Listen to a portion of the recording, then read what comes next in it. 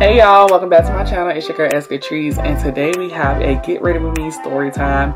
I'm going to be creating this soft everyday glam makeup look along with giving you a story about my first crazy Airbnb guest. Long story put short, but if you're new to the channel, go ahead and hit the subscribe button. You're already here, you're gonna enjoy it, trust me. 2, if you're not new, hey, how y'all doing? And we're just gonna hop right into the video.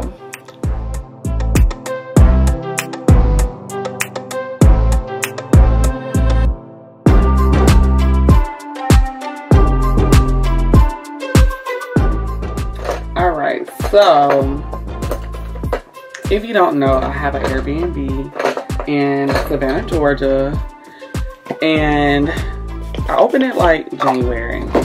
So it's fairly new, still, you know, getting bookings and figuring out the ins and outs of the business. So, hold on, I'm trying to find a brush to do my foundation with since I had to throw away my other brush. Let me see. All right, so I had 2 bookings prior to the guest that I'm speaking of, and the bookings were fine. The first guest didn't really communicate much, so I didn't really know if there was issues that they were having besides them needing a trash can or whatever. Simple. So okay, cool.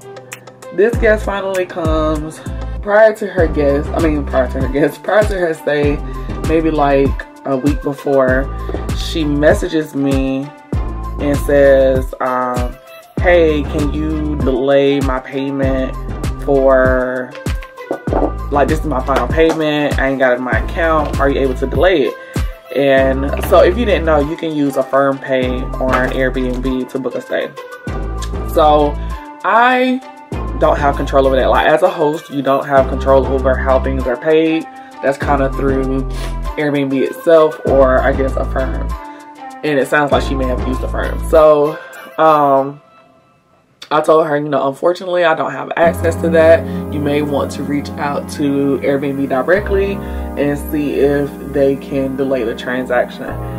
Me being the banking side of me, already knowing that that's not possible, because if you wait for an ACH payment, which is them using your checking account and routing number, you cannot delay a payment the day before. You have to call them minimum 3 days before the payment is supposed to post to the account, and especially if it posts on the weekend, you probably want to call 5 days ahead so they can stop the payment, because it takes 1 to 2 business days to even process a ACH transaction. And if you don't know what business days is, it's Monday through Friday, excluding holidays. So if a holiday falls on a Friday, that Friday no longer counts. So your business days will be Monday, Tuesday, Wednesday, Thursday, and the following Monday.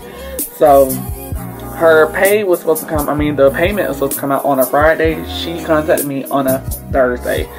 So me being the bank side of me, I knew that she wasn't going to be able to have that delay. And if she didn't have the money available, her account was either going to be negative or she was going to have a fee or whatever the case may be. So I told her just to reach out to Airbnb directly.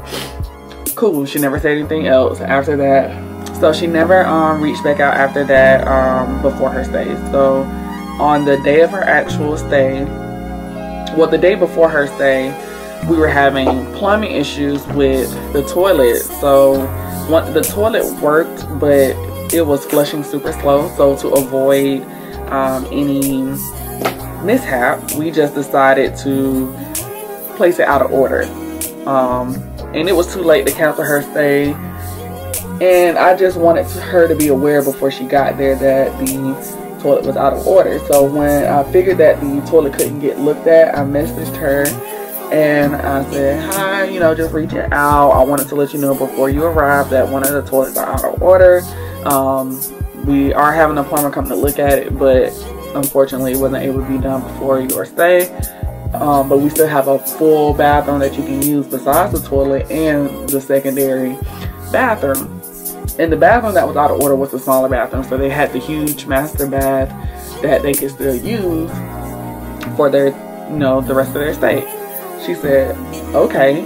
And then I guess her sister or whatever had got there before she did, and she was like, your bathroom is dirty.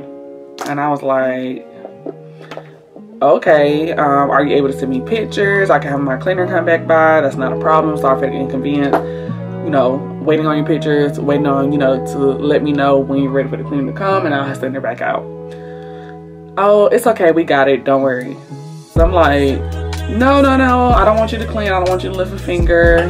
You know, if it's not clean, I can have my cleaner come back. I just want to, you know, see where she didn't clean for, not proof, but just to let her know, like, hey, this is the area you need to go into and re-clean. So she never responded back that day.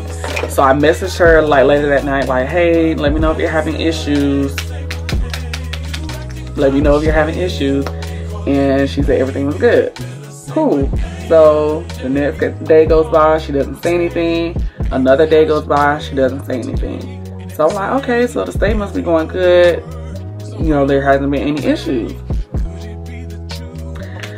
So the day she leaves, maybe like a few hours after they check out, she sends a refund request of $300. Her stay was only maybe like $600-700, so she wanted basically half of her stay back. I'm already like, what? So I go and read the request.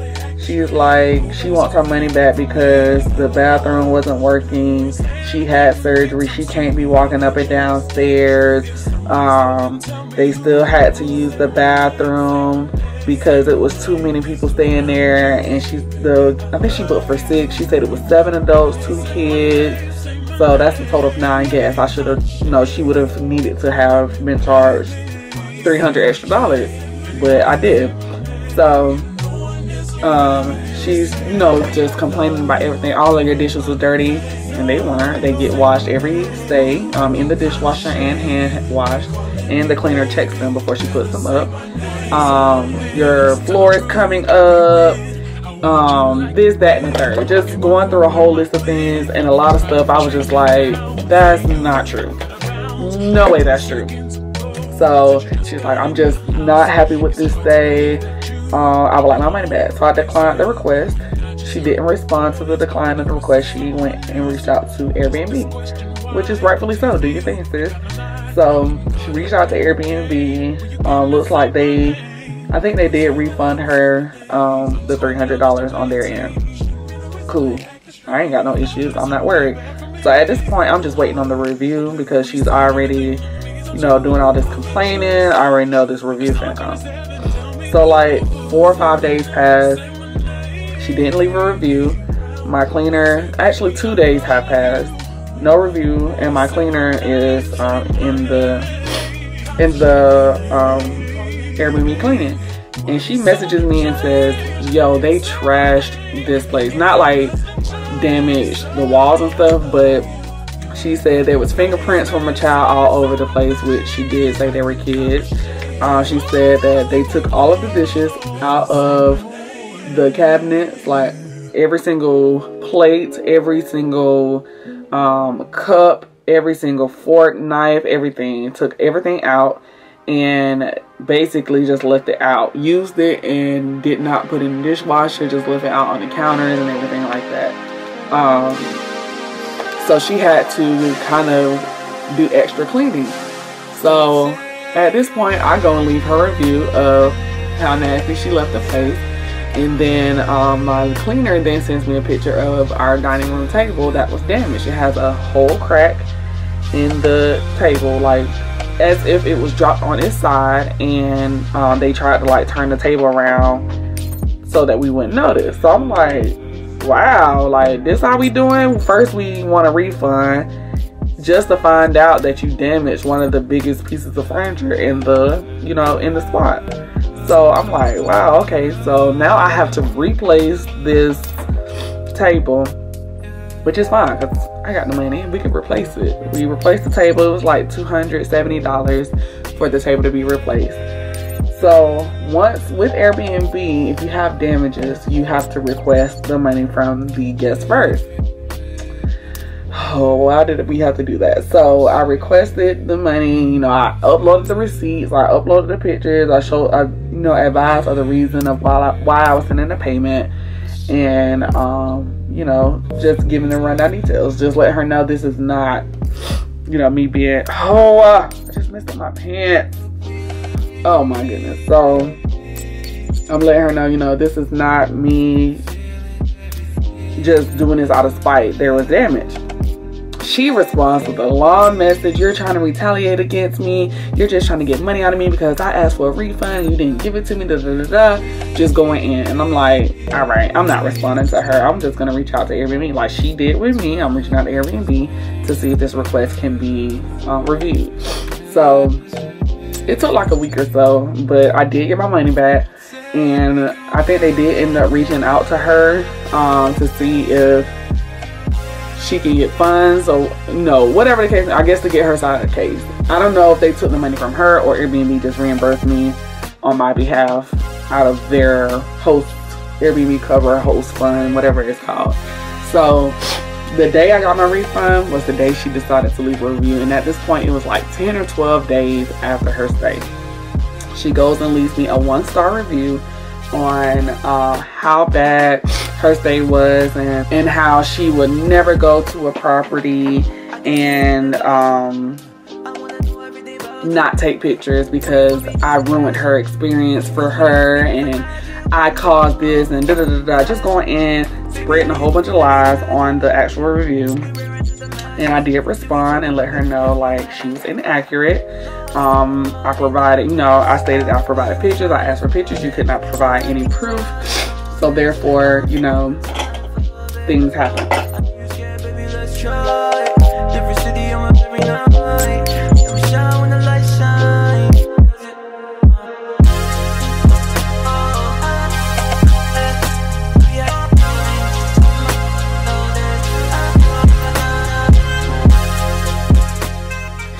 So, mind you, my cleaner said because they used the bathroom, the house was so stank that she didn't want to even clean the bathroom.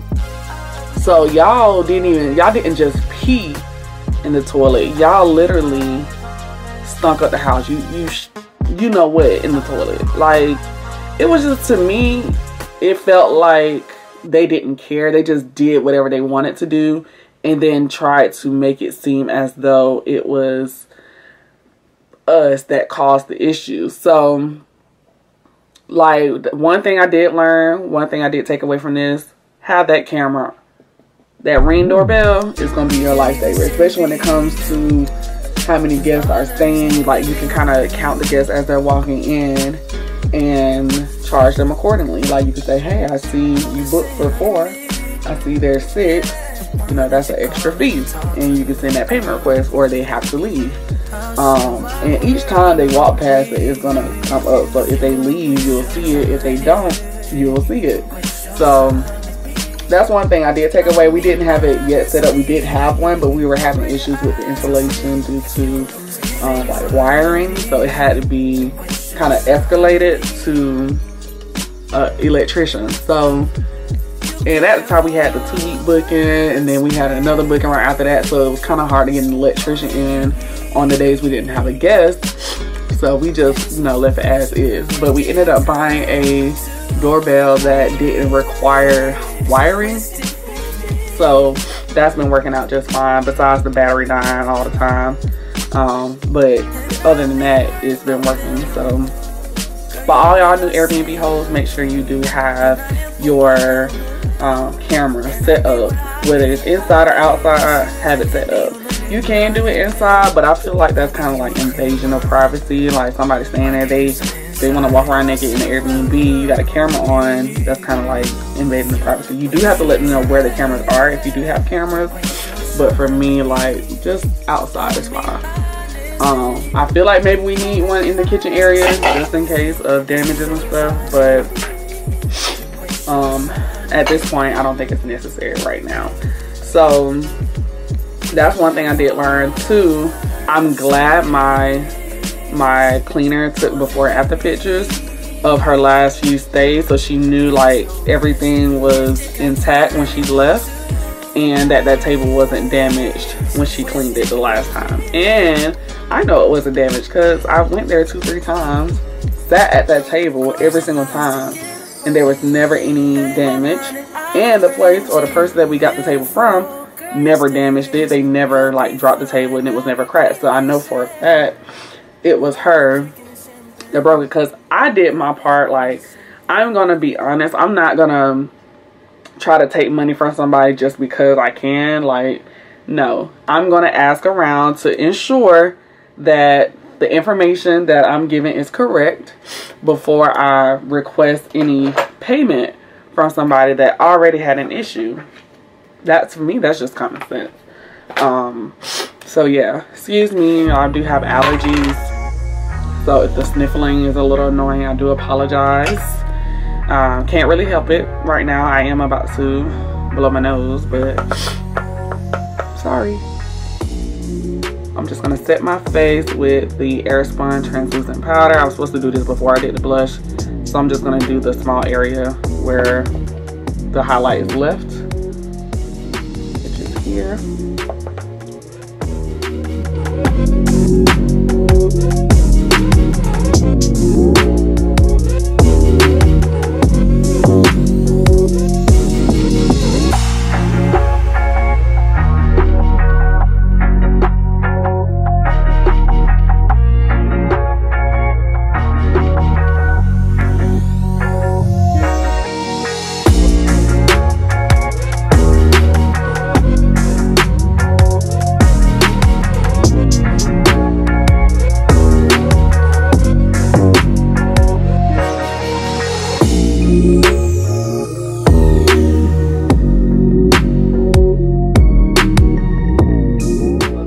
For the story time. I hope you guys enjoyed it. If you did, give this video a huge thumbs up.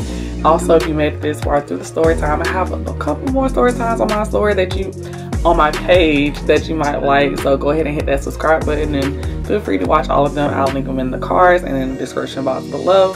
And I thank you guys for watching. I hope you guys enjoy your weekend. Have a great day.